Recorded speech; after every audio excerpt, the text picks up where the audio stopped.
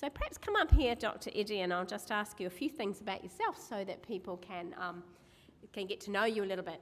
So, Dr. Eddie, tell us where you come from. For a start, where do you come from? What? Originally from Mexico. Mexico. Wow, you wouldn't know it, would you really? You speak perfect English. You have a family? Yeah, I have a wife and 3 daughters. Oh, well, there you go. And Dr. Eddie has a big interest in lifestyle medicine. Would you like to tell us how that began, Dr. Eddie, for those of you that didn't hear my little rendition of this earlier? So originally I studied computer science. I was in my last semester of computer science. And it being that my friends started running, so I started running with them. But I was always the last place among them. And I said, that's not right. I need to do something to improve my times. So what I did, I went to the library of the university to read what does the people that are winning the race, what are they doing? And that's when I found out they're all in a plant-based diet. So I said, I'm going to switch my diet. Let's see what happens if I switch my diet. Sure enough, I switched my diet and started becoming so fast, I started getting some first places in my town. And not only that, it was my best semester on my undergraduate computer science, all top notes on that last semester. So I finished my undergraduate, I applied for a master's, I got a master's with a full scholarship, and while I was waiting to start my master's in computer science, I went to visit a lifestyle center for the first time in my life. I've never been to one of those places. And my That's brother... kind of like a health farm, isn't it, Dr. Yeah, Eddie? you stay there for 2-3 weeks, and we help you change the way you live, and in that way we help you reverse many diseases. So while I was there, my brother was taking a course. I was just supposed to be there just one weekend. And when the doctor in charge heard that I knew about computers, it was back in the 90s, when computers were a little bit more rare. He said, would you mind helping us this weekend that you're here? I have many computer problems. Can you help us? I said, sure, and I'll be happy to help you. And in 1 week, I fixed most of his major computer problems. He was so impressed, he offered me a job in the spot. And I need somebody like you to stay here. And to me, this was very confusing. I'm supposed to start, my master's program. He wants me to stay there. I cannot do both at the same time. But after thinking and praying about it, I decided to join that staff, and my life changed completely. When I saw with my own eyes how they were reversing diabetes, hypertension, depression, obesity, autoimmune conditions, and all kinds of problems, I said, you know what? Computers are nice, but this is what I need to do with my life. And that's when the desire came to go into medical school and prepare myself further. And this happened, 28 years ago. So yes, I've been into this 28 years. Well, Dr. Eddie, we're thrilled that you have made the time to come down under for this week and bless us with everything that you have learnt in that time. So thank you for being with us, Dr. Eddie. I hand it across to you today, and God bless you. Thank you very much. Okay, well, we have quite a bit of ground to cover today. Today I want to talk to you about internal clocks and your health. Did you know that there are cycles? If you go and observe the universe, you will see that there are certain cycles. In fact, when I was in computer science, I remember I wrote this computer program that it would predict, the rotation of the planets and so forth. Because there are cycles, I have always been fascinated about those cycles. And when you go individually to start seeing things, for example, the stations, you can see big change from the summer to the fall to the winter and so forth, there are cycles that are clearly visible around us. And the experts in cycles are actually the ladies, you know. There is a definite cycle in the reproductive, ability of the female. Every month, the body starts preparing for some future potential baby, so it needs to prepare the whole system to receive that baby. But if that fertilization does not take place, all that preparation needs to be broken down. So the body starts sending the right signals, and then all that preparation comes down, and there is, that cycle that repeats over and over and over. Males also have cycles, but not as visible as this one of the females. And even God runs on cycles. But when the time arrived that was set by God the Father, God sent His Son born among us of a woman. So when did that happen? When the time arrived. There was a definite time that needed to happen for that to take place. So as we study genetics, that genetic code that is on every cell, we have found out that the DNA is linked to multiple cycles. We know that food has an effect on that genetic cycle. That is what is called the nutrigenomics. Certain key nutrients can either turn on disease genes or health genes. And every day we learn more and more about it. And that's why, coming back to what we were talking previously, how our choices have effect even at the level of our genes. But research has shown that it's not only what we eat, but when we eat it has a big effect on our health. Did you know that every single one of us has internal clocks inside of us? And in the same way, those internal clocks have a big effect. So the way that things work, we have the main clock synchronizer, which is found here in our brain, and every organ and every cell in your body has a clock. So in the same way, if you have in your home 5 clocks, especially the ones that use the battery, sooner or later you will see that those clocks start to desynchronize. Okay, this one is going to be faster, that one is going to be slower, and then you're going to say, which one is right? What do? You take a clock that you trust, and then you set every one of those clocks based on the clock that you trust. In the same way, this happens at the level of your body.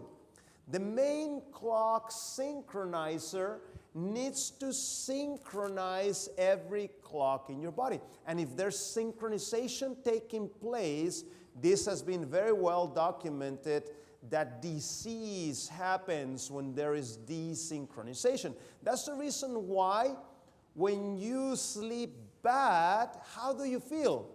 Woo, really great, isn't it? No, because you are desynchronized, okay? So, for example, yesterday when I was flying, I was the only one in the plane with a window open, because I knew about internal clocks, okay? If I had complete darkness, as everybody else had, those people, unfortunately, were waking up tonight at 2 a.m., okay? Their clocks were all over the place, okay? Well, I slept very nicely last night, okay? Because I was able to help with this synchronization. One of the things that helps you with this synchronization happens to be bright light, okay? Bright light, as your eye detects the bright light, goes to a section of your brain, the suprachiasmatic nucleus, and it stimulates that and helps with that synchronization. But also, what we eat has an effect on the clocks. When we eat has an effect on those clocks. One of the reasons why you shouldn't be eating too late in the evening. And we know very well that, for example, people that work shift works, you know, they're working in the morning this week, and then next week they're going to work in the evening, and then the next week they're going to work in the middle of the night, and that constant change is absolutely horrible for your body. Those people tend to have higher levels of obesity, higher levels of diabetes, even the risk of cancer increases as you create more desynchronization. So that's why it's so important for us to have discipline. And we know that behaviors like intermittent fasting, you eat and then you stop eating, and then you eat again, and then you stop eating. That type of behaviors are actually good behaviors that cause synchronization of your clocks. And you know very well you have these clocks. Just think a little bit about it. Is there a time of the day when you're hungry? Is there a time of the day when you're not hungry? Okay. Is there a time of the day when you feel energetic? Is there a time of the day when you don't feel energetic? Is there a time of the day that you feel sleepy? Is there a time of the day when you feel awake?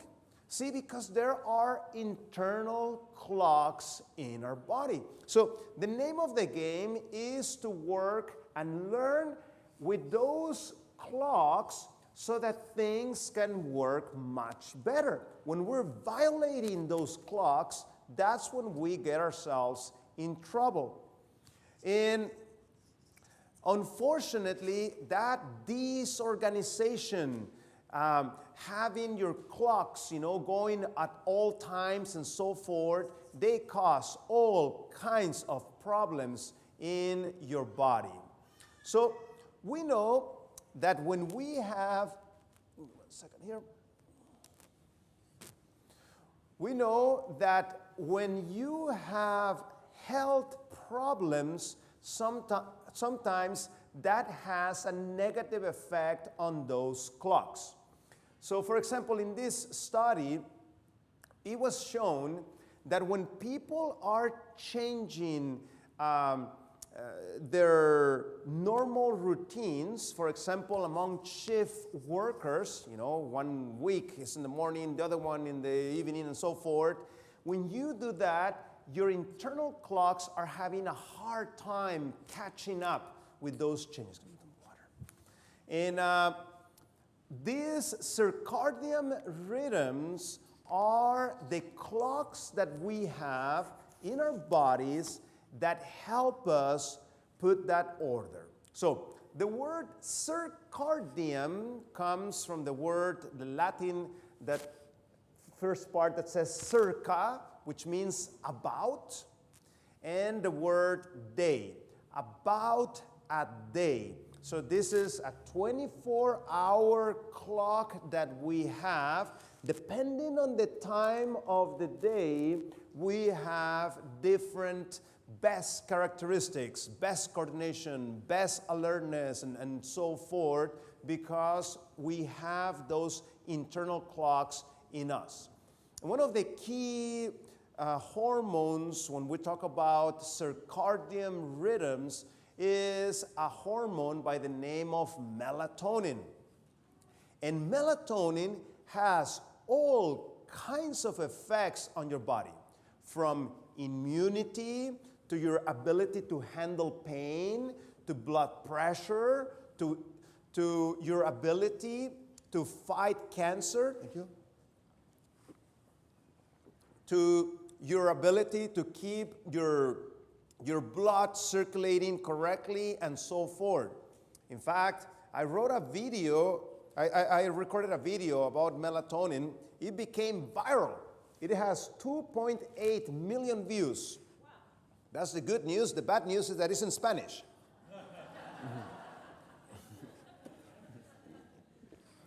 You find it there you find it on YouTube. And this melatonin is secreted in the evening. That's the reason why you should not be looking at screens in the evening.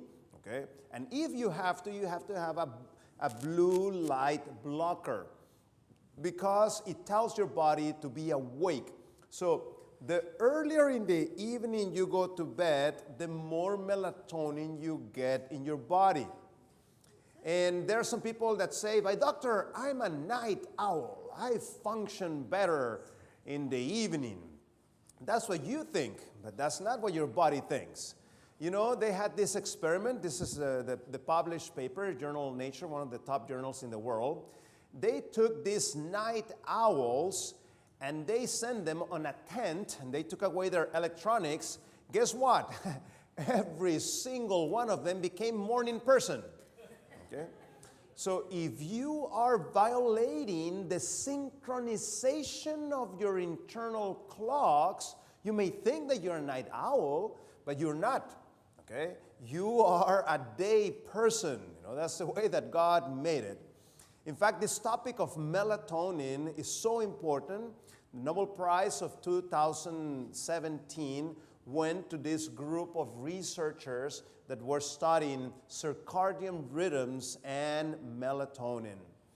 And we know that things from depression to heart disease to cancer, and you can trace most of the common diseases to disruption on the synchronization of those internal clocks. And sadly, if your health is not good, you actually cause even more desynchronization. Look at this very fascinating study. What they were doing, they were measuring the levels of melatonin. The higher your melatonin, the longer you're gonna live. Because melatonin is the hormone that repairs the body at night. Notice this. These were people that were healthy. Look at the level of melatonin. Nice and high, that level of melatonin. Compared to people that had diabetes. Notice how the amount of melatonin decreased by half. And notice a diabetic out of control that already has neuropathy. Notice the amount of melatonin even further down. And let me fix you these colors that are here. Give me just 1 second. So as you can see, if you are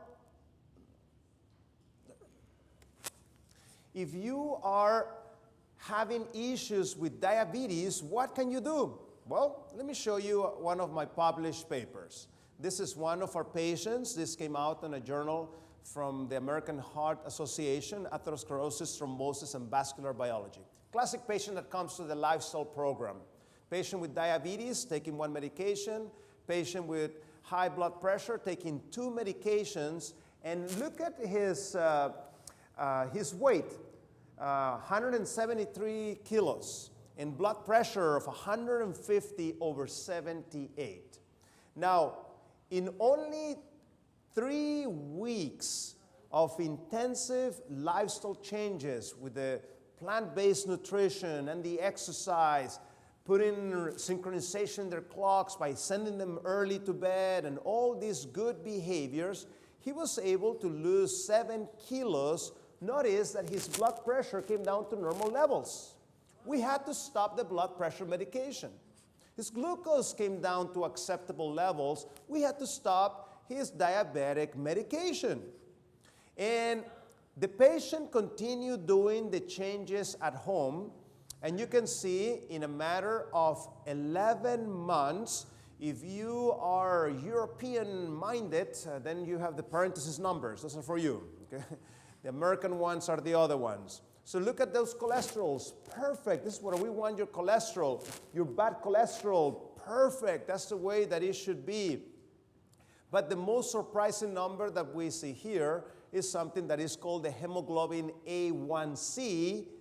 It means this patient is no longer diabetic. Okay? His diabetes reversed. And you can see the change here. After a year and a half of intensive lifestyle changes, after losing 64 kilograms, he is no longer diabetic, he is no longer hypertensive, he is no longer obese. Good news or bad news? Good news, isn't it? So which pill he was taking? No pill. Intensive lifestyle changes dealing with the root cause of the disease. And I published multiple other papers about it. This one with a nice sample, 1,800 people, demonstrating how glucose starts coming under control quite quickly with the intensive lifestyle changes. Or this one, this full paper in which we took all the patients that we had from our New Start program in a whole year. We follow up their medication, and we found out that 97% of those patients were able to stop their blood pressure medication or decrease their blood pressure dramatically in a matter of 18 days, as their blood pressure improves quite fast.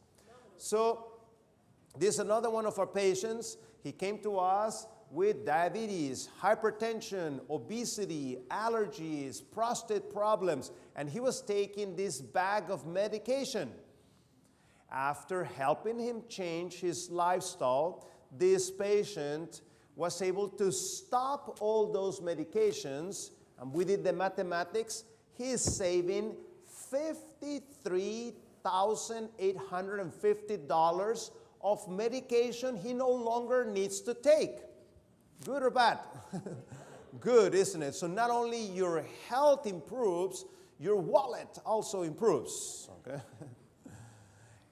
And by the way, you can get all that research there on that ResearchGate page. Just put in Google Francisco Ramirez ResearchGate. The first hit there, that's where you can download that. And by the way, I want to give you this other tip. If you want to follow up some of the things that we're doing, go to our website, awhn.org. And on that website, you can subscribe to the newsletter, and it'll tell you, about new products. Many times we give away our products, okay, our books and things. Just sign up there, and it will tell you, where you can get these products. One of our new book that we brought here, we have a few copies here in Australia for the first time. This is a hot off the press type of book. It came out 2 weeks ago. It's called I Have the Flu, What Should I Do? Talking about children and helping them make better choices. I'm going to bed, that's what I'll do. While I am sleeping, I'll fight the flu. Rest is important when feeling blue. I have the flu, what should I do? I'll drink lots of water, that's what I do. Water inside sends the bug on a ride as my body becomes like a water slide. When the bugs go away, I can run out to play. That will certainly be a happy day. And it goes to the whole process, the different behaviors. Ask Katie where she's going to have those books. And then we're working on the second part of this book. It's called I Have the Blues, What Should I Do? Talking about the mental side of things. And of course, you heard about the Pandemic Busters book that we talk about all the behaviors for immunity. This book is being translated into all these languages as we speak. Okay? And diabetes has disruption at the level of the melatonin, but what does diabetes affect at the level of the genes? Notice this is fascinating. And on this study, what they were showing was that if you have diabetes, is the one that has the circle that is empty. Notice how these are under, okay?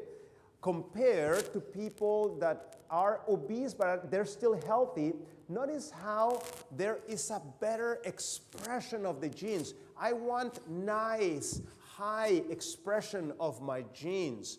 So when you are having diabetes, you are creating disruption in the activation of the genes. And there's good news I showed you just a minute ago. You need to deal with that diabetes. You need to put it under control because that's causing disruption at the level of your genes. And that's why there's multiple programs, such as Diabetes Undone, that I believe they run it, here, isn't it? Once in a while. Or there are residential programs like Cedar Valley, it's called. Cedar Valley, there's one of those programs here in Australia. Just Google it. You can stay there. There's multiple books like Reversing Diabetes by my colleague Neil Barner. We're co-authors in a nutrition book. And there is another cycle in the body apart from the 24 cycle of the body. This one is a cycle of 7 days. So remember, we talk about the etiology of the circadian, about 24 hours. Well, this one is called the circaseptum, about 7 days. Everybody has these internal cycles, which to me is something very fascinating. Because see, what happens every day, astronomically speaking? What's happening? The Earth is going around its axis one time, isn't it? That's what 24 hours is. What happens with the month? How do we know it's a month? Well, the moon goes around the Earth. What happens in the year? Well, the Earth goes around the sun. Question, what happens in the week? If you know it, say it, because you're going to get the Nobel Prize probably. Okay? They had never found something, astronomically speaking, that determined that week. And why is a week? Why 7? Okay? To me, this is interesting because God made a week of 7 days. If you switch it to 10 days, it doesn't work. You're going to get sick. If you short it to 5 days, it doesn't work. You're going to get sick. Because there is an internal cycle of 7 days, not only on humans, but on every living thing. Look at this. This circaseptum, or about weekly rhythms, are one of the major surprises turned up by modern chronobiology. 15 years ago, few scientists would have expected that a 7-day biological cycle would prove to be so widespread and so long established in the living world. So from the most microscopic organism to the biggest whales, every living thing has a 7-day cycle. And it's interesting that the scripture talks about this cycle. Exodus 20 and verse 8, remember the Sabbath day to keep it holy. 6 days shall thou labor and do all your work. But what says there? The 7th day is the Sabbath of the Lord your God. In it you shall do no work. And notice who is referring here. You, nor your son, nor your daughter, nor your male servant, nor your female servant, nor your what says there? Nor your cattle. Anybody seen the churches coming, the cows coming to church? See, this is not talking about a religious principle. There's some implications there, but this is actually talking about a physiological principle. As humans need to go to bed in order to, work together with that 24-day cycle type of thing, at the same time, you need that 7-day cycle. I don't care if you are atheist or Buddhist or Muslim, you still need that 7-day cycle. And violating that principle is going to give results of problems. So let's explore that 7-day cycle. So at first glance, it might seem that weekly rhythms develop in response to the 7-day week imposed by human culture thousands of years ago. However, this theory does not hold once you realize that plants, insects, and animals other than humans also have weekly cycles. Biology, therefore, not culture, is probably at the source of our 7-day cycle. So we have this cycle inside of us, and when we are violating those principles, we get ourselves in trouble. Now, what's so special about that 7-day cycle? Well, Genesis 2:3 says, then God what? Blessed the 7th day and sanctify it, because in it he rested from all his work which God had created and made. So what did God did? He what? He blessed the 7th day. Now there's a principle in Scripture. If you want to know what something means, well, go and look for that particular word and see how it applies in different contexts. So if we want to know what blessing means, I need to look for a word blessing. Question: where and to whom is the first blessing in the Bible? Anyone? Who received that blessing? Adam. Not necessarily. Let's go and see who received the first blessing in the Bible. Genesis 1:21. So God created the great sea creatures and every living thing that moves, with which the waters abounded according to their kind, and every winged bird according to its kind. And God saw that it was good. And what did he do? He blessed them, saying, and please notice what happens after the word blessing. Be fruitful and multiply, and fill the waters in the seas, and let the birds on the earth. So notice blessing, and then it says multiplying. Next blessing. Now it goes to Adam and Eve. So God created man in his own image. In the image of God he created him. Male and female he created them. Then God what? Blessed them, and God said to them, be fruitful and multiply, fill the earth and subdue it, have dominion over the fish of the sea, over the birds of the air, and over every living thing that moves on the earth.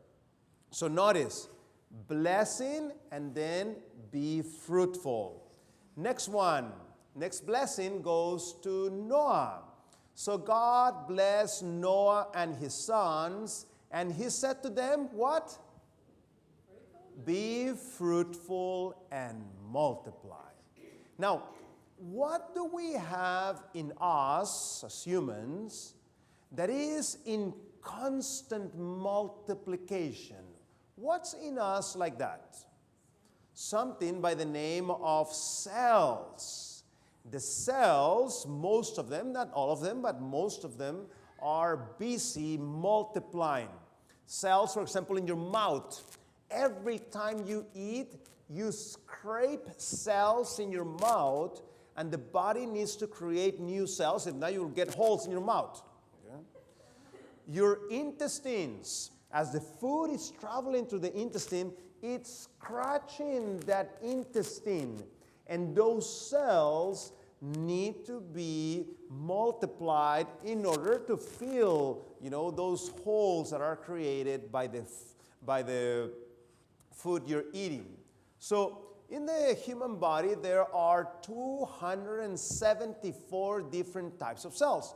Most of them microscopic. You cannot see them if you see them individually. Some of them, you can actually see them.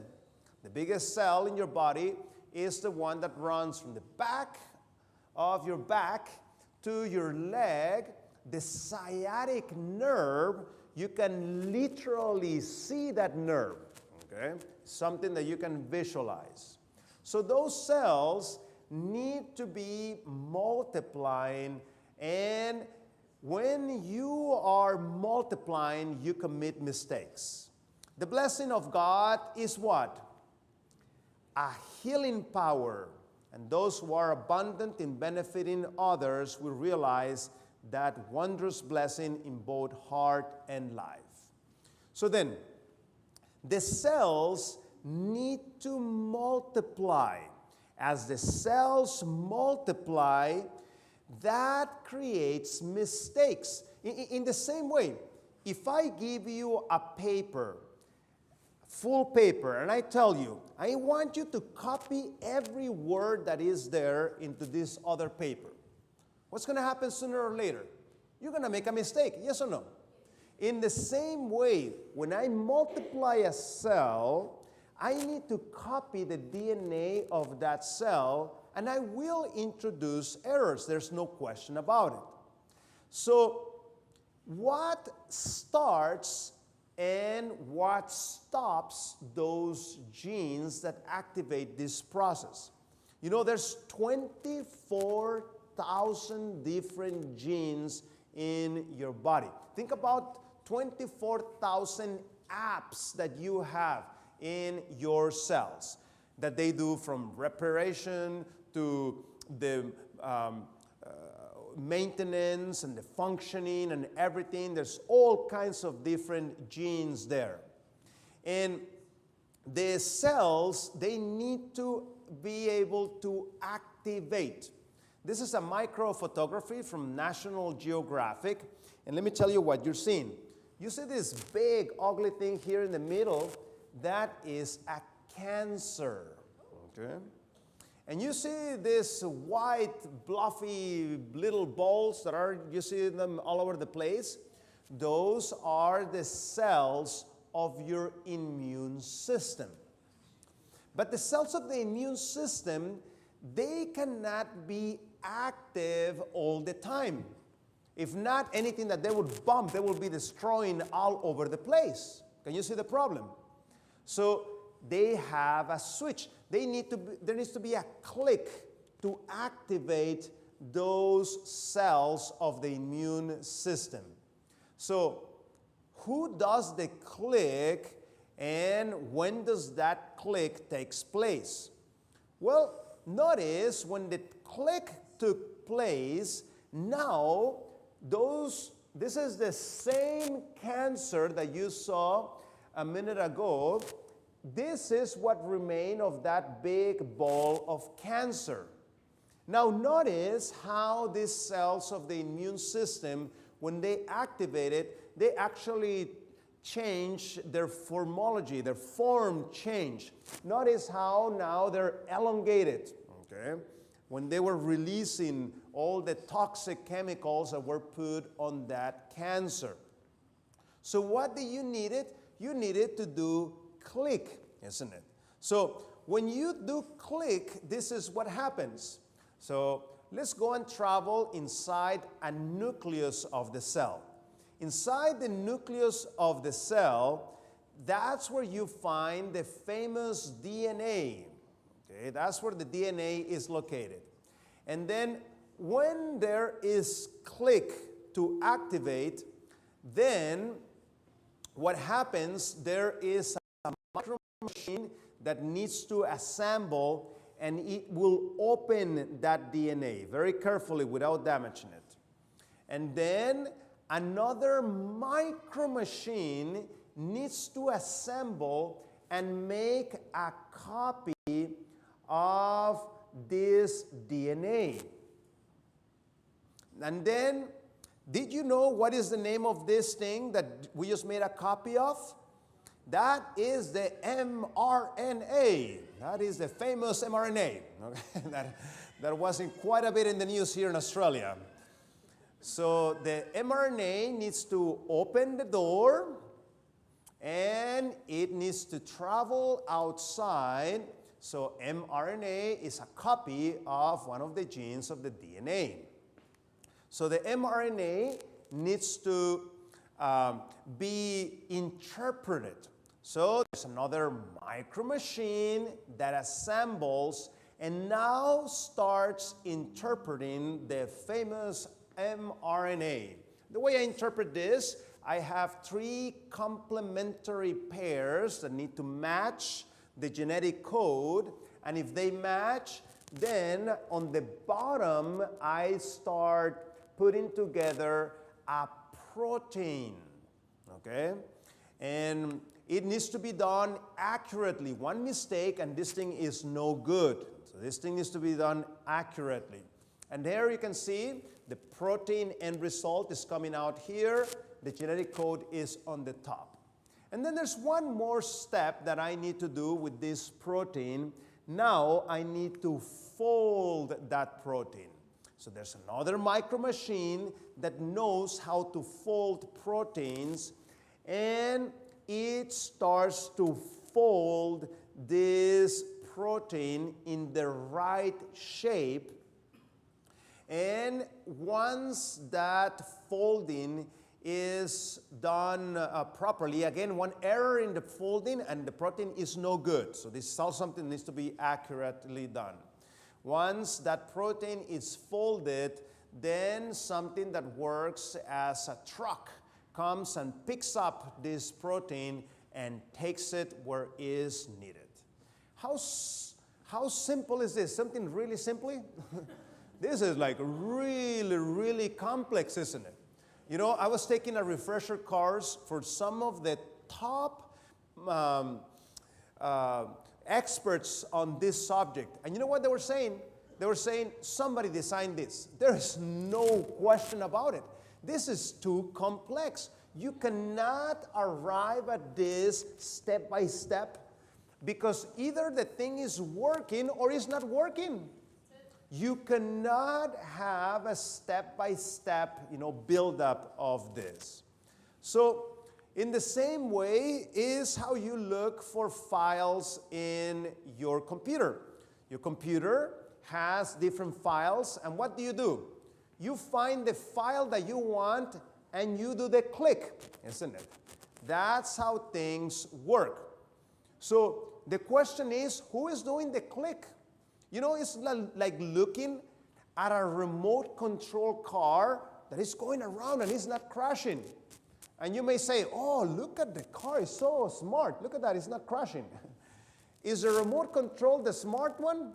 Or the one that has the remote control the one that is smart? You know, that's something we need to consider, isn't it? So in the same way, the human body needs that click. Did you know at the level of the reproduction, when the male and the female cell meet, there is a click. There is a spark of conception. So in this university, they were documenting how when conception takes place, there is a brilliant click that takes place, and in fact, the better the click, the better the fertilization. And this stuff is just fascinating, isn't it? So this is what happened when they cloned the first animal. Remember the famous Dolly? So what they did, they took these cells that they wanted to differentiate into different parts, into arms, head, and so forth. But the cells were not doing that. So one of them got the idea. What we need is to do the click. So what they did, they put an electric electrode there, and they started experimenting. So sometimes it was too much, they would burn the thing. Sometimes it was not enough, nothing happened. It took them more than 200 attempts to get the right click. Once they had the right click, then the process started and started to divide in the right direction. So, how much DNA do we need to repair? Let's do the mathematics, So you have 30,000 million pairs of DNA in one cell. And you have 1 trillion cells in your body. So 1 trillion multiplied by 30,000 million. That's how much reparation you and I need. What's that number? It's going to give you an E for error on the calculator. It's too long to calculate that number. And the fact that we're multiplying is creating, damage to our DNA as the cells multiply, but also sometimes we do things that damage it even more. For example, eating too much, not sleeping enough, overworking, and all these things create oxygen-free radicals that damage the DNA. So, how does God know where to give the click among those 30,000 million pairs of DNA? You need somebody really, really smart, smarter than your doctor, to figure out this part.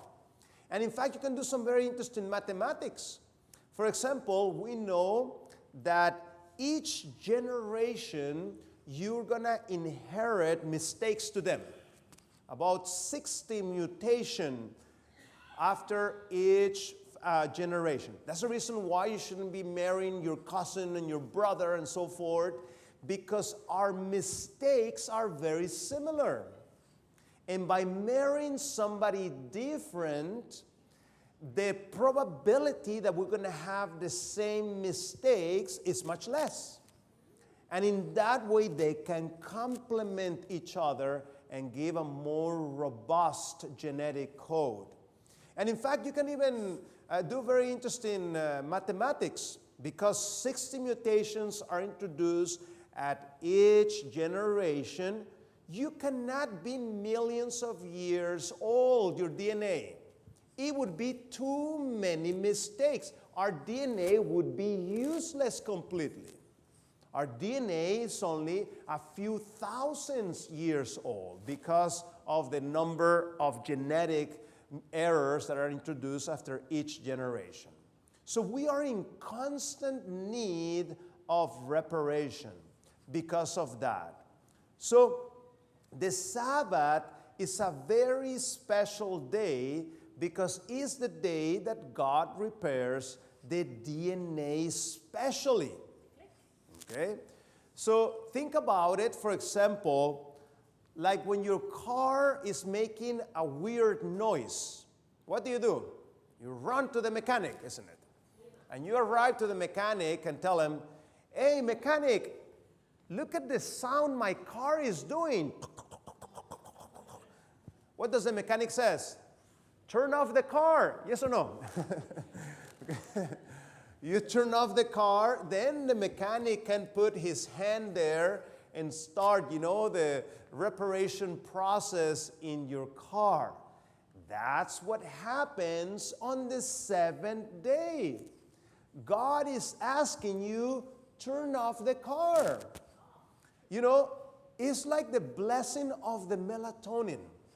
The blessing of the melatonin is there for everybody. You go to bed early and you have a night's sleep, you're going to receive the blessing of the melatonin in the evening. Yes or no? But you choose that. Yes or no? I can say, no, I don't want it tonight. I'm going to stay up until 2 in the morning. Okay? And you're going to miss the blessing of your melatonin. It's an optional blessing. The same thing happens on the seventh day.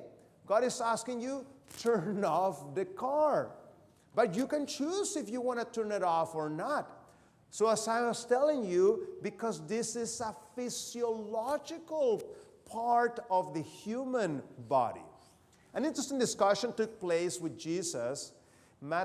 John 5, Jesus loved to heal on the Sabbath day. And the Jews didn't like that. They men departed and told the Jews that it was Jesus who had made him whole, and therefore did the Jews persecute Jesus and sought to slay him, because he had done these things on which day? The Sabbath, the seventh day. So the Jews came to fight against Jesus and said, "Hey, Jesus, why are you healing on the Sabbath day?" And please notice what he answered. But Jesus answered them, "This is a Sabbath. My Father, what is he doing?" He is working, therefore I work. What is he doing on that Sabbath day? He is repairing DNAs, isn't it, during that Sabbath day. And it's interesting that they have documented certain animals that rest on the seventh day. One of them is this insect. I saw it in southern Mexico and also in Guatemala. It's a little bee that doesn't sting. It's called the melipona. And it has been very well documented how on the seventh day, on the Sabbath, the level of activity of this creature decreases dramatically. And why this and what about the rest of the insects? I don't know. Maybe we haven't put enough attention. I don't know that part. There's also a very interesting documentary, if you're interested in the subject. It's called The 7-Day Beavers. Okay? And is this doctor, he's a doctor. As a doctor, you're trained to be, quite observant and so forth. He bought a new property close to Weimar, California. And he had a nice group of beavers there that he would enjoy going there and observe them. And he started observing that the level of activity of these beavers was very small compared to the rest of the week. And he explains all that in this DVD, the 7-Day Beavers. And these 7-day cycles have been very well documented in the human body. From heartbeat to blood chemistry to urine composition to red blood cells to all kinds of things have been able to trace throughout that 7 day. There's very clear cycles like that. And this study that was just fascinating. What they did, they took blood samples among people and they started tracing the amount of cortisol hormone. Cortisol hormone is an indicator of your levels of stress. When you're very stressed, you have higher levels of cortisol. Now, cortisol is an antagonistic of pleasure.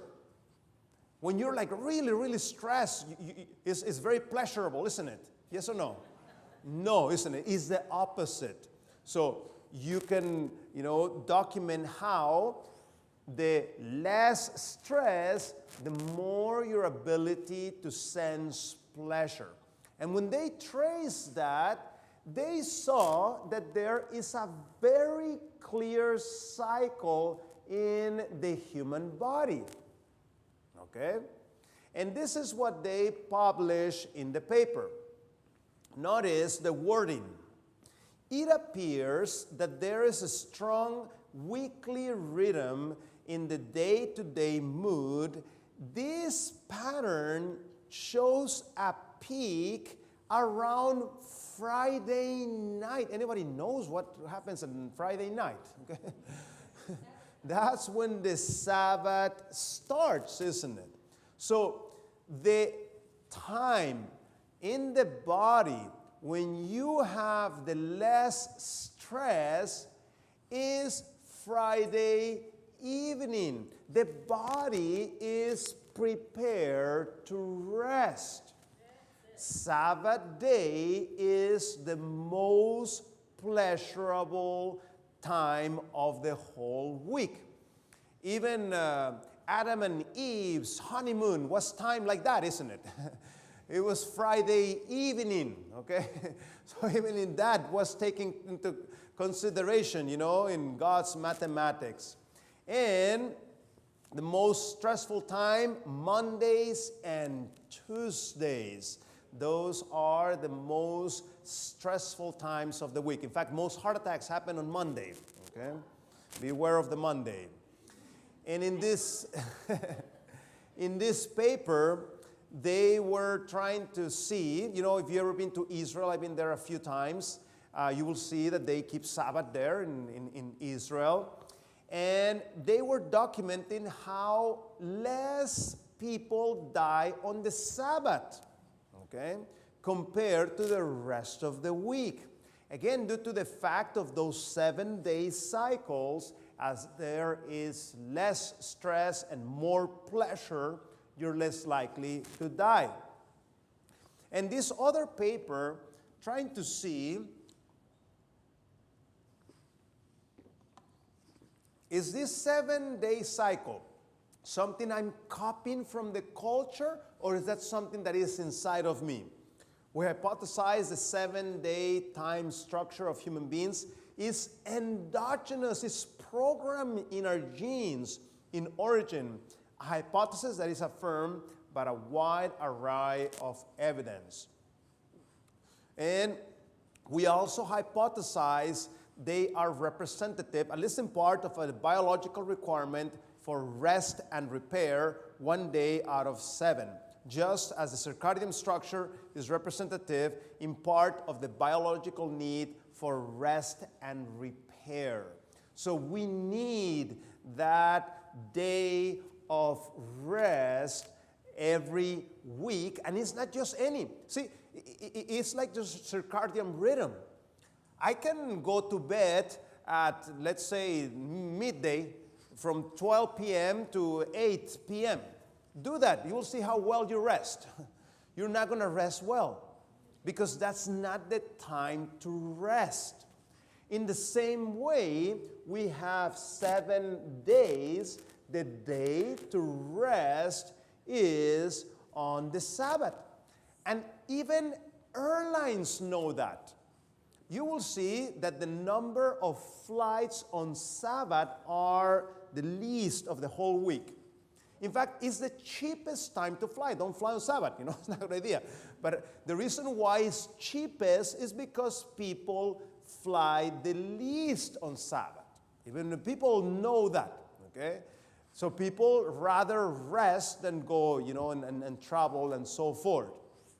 And it's fascinating in this book of this Jewish historian, the book Against Appium by Flavius Josephus, which was a Jewish historian. The masses have long since shown a keen desire to adopt our religious observances.